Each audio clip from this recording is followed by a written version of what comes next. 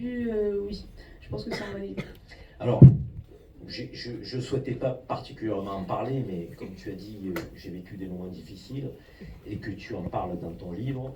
Je pense que c'est important aussi de partager peut-être avec les jeunes gymnastes parfois les difficultés que tu as ressenties avec quelqu'un qui était ton coach et dont tu t'es séparé. Tu as vécu des choses très difficiles, des souffrances mentales, physiques, psychiques. Est-ce que tu peux nous en dire un mot? On ne va pas s'étaler longtemps là-dessus parce que le plus important pour nous ce soir, c'est de te voir sourire, c'est de partager avec nous ton énergie positive, ton mindset de combattante que tu es, de franco-algérienne. Évidemment.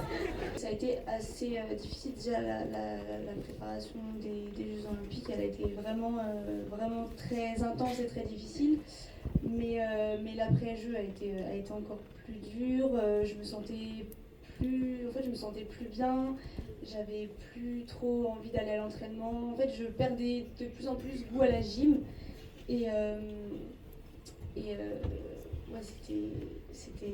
c'était difficile. Et en fait, c'était l'atmosphère. En fait, je voyais des choses pas forcément normales. Et en fait, ces méthodes d'entraînement ne me convenaient plus. Et en fait, je me suis projetée jusqu'à 2028. Et au fond de moi, en fait, je savais que si je restais comme ça, j'allais plus performer parce que j'allais plus me sentir bien, en fait, tout simplement.